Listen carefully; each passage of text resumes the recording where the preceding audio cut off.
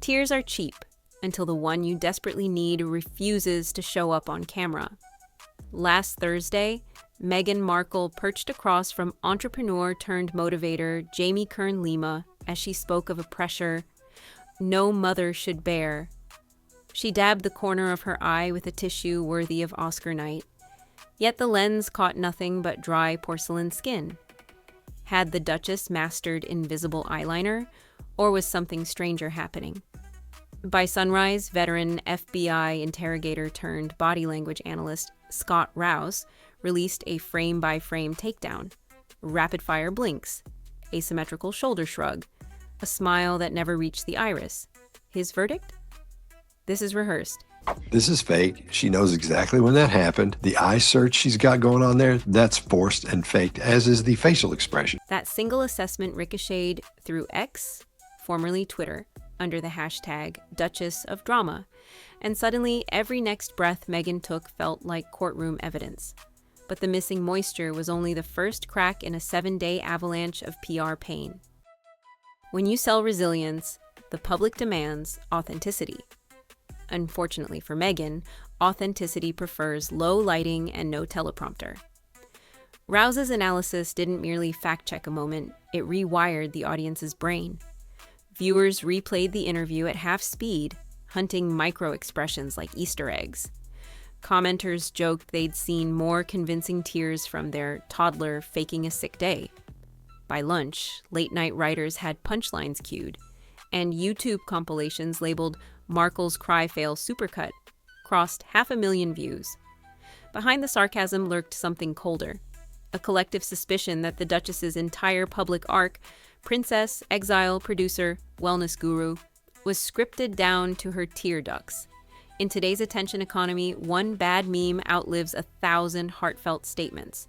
And for Meghan, the memes were just warming up. But a jam jar was about to make things stickier. Before the interview dust could settle, screenshots surfaced of a gift basket Meghan had sent Jamie Kern Lima weeks earlier. Nestled among lemons and a limited edition jar of American Riviera Orchard strawberry jam sat a handwritten card with compliments of HRH, the Duchess of Sussex. Wait, HRH. That monogram was supposed to have retired in 2020 when Queen Elizabeth brokered the couple's royal exit. Royal watchers pounced like seagulls on a single chip. People magazine parsed the etiquette.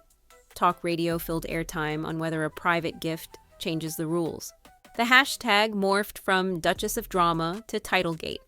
Critics called it entitlement disguised as nostalgia. Supporters countered that if Meghan can't use a title and pen on a personal note, then the monarchy itself is petty. Either way, the jam jars were now radioactive, and they hadn't even hit shelves yet. And then the label changed. Overnight, the fledgling lifestyle line wiped its Instagram grid. The sunny American Riviera Orchard logo vanished, replaced by minimalist script reading as ever. The pivot came without explanation, but internet archaeologists dug up a probable cause: trademark turbulence. While fans squinted at the new palm tree and hummingbird crest, officials in the tiny Majorcan town of Paredes recognized something eerily familiar: their 17th century coat of arms. This relaunch has now descended into a farce, it would seem, because officials in the Spanish town of Mallorca have accused the Duchess of Sussex of copying its traditional coat of arms for the logo of her newly rebranded Well, it's pretty close, isn't it? luxury brand. It does look very, very close. Local papers splashed side-by-side images. The mayor admitted they couldn't bankroll an international lawsuit even if they wanted to. British tabloids dubbed it entitlement in ink. Stateside marketing pros hollered that whiplash rebrands scream chaos, not luxury. And inside Meghan's camp, radio silence. Crisis Management 101 says when you change the narrative, change it fast. Instead, the silence allowed a louder voice to hijack the story.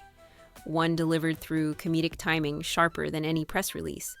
Cue the world's tallest redhead and Hollywood's snarkiest superhero. Conan O'Brien's podcast thrives on insider gossip. Ryan Reynolds thrives on roasting everything, including himself. Put them together, and Meghan's $14 raspberry spread didn't stand a chance.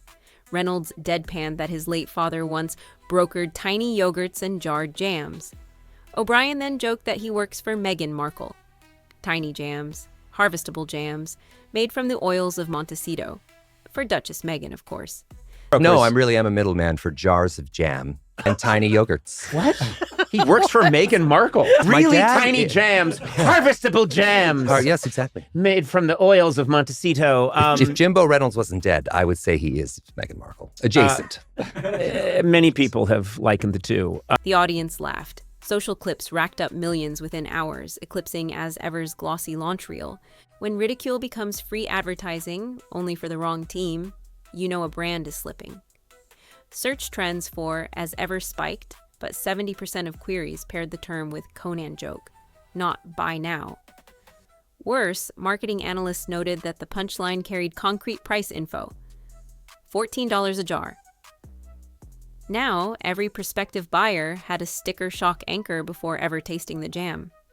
Laughs faded, but the burn was just beginning. Literally. Enter Robin Patrick, a diabetic mom from Maryland who binge-watched Meghan's Netflix docuseries and decided a DIY bath salt soak sounded heavenly. According to Patrick's attorney, the Himalayan salt plus arnica recipe left her skin blistered like a stovetop accident. She wants $10 million from Meghan, Netflix, and Archewell. Medical pros debated whether the combo is inherently dangerous or merely risky for compromised circulation. Patrick's social media photo carousel, raw, red, heartbreaking, didn't wait for peer review. It went straight to the tabloids. The lawsuit threat punched a new hole in Meghan's carefully staged Martha Stewart meets Montecito image. Wellness tips that once felt aspirational now read like potential liabilities. Crisis consultants whispered that if the case proceeds, every tip in As Ever may need a legal disclaimer thicker than the recipe itself. But while lawyers parsed skin-depth damages, pollsters probed reputational wounds that cut far deeper. Pour any controversy long enough, and eventually you'll taste the bitter sediment of public opinion. Fresh YouGov-style data show a staggering shift. Over 90% of British respondents think King Charles should yank what's left of Harry and Meghan's royal titles. Stateside, indifference is morphing into eye-rolling fatigue. Courtiers leak that Prince William, already livid over Harry's security lawsuit, plans to sever formal ties once he ascends. Whether bona fide intel or strategic palace warning, the rumor resets the stakes. Titles aren't just ornaments, they're currency, and currency can be cancelled. For Meghan, the HRH ink that glittered on a jam card 2 sections ago now reads like a countdown clock. Can Meghan pivot? Reinvention has always been her favorite party trick, but reinvention demands credibility, and credibility is the one luxury jam jars, Netflix cameras, and Montecito money can't buy. So we throw the mic to you. Is Meghan Markle a master marketer navigating a sexist media minefield, or a Hollywood operator finally out of plays? Drop your verdict in the comments, smash that like button if you've ever flinched at rebranding gone wrong, and subscribe so you don't miss the next chapter. Because if this royal-adjacent saga has taught us anything, it's that the final act tends to arrive without warning,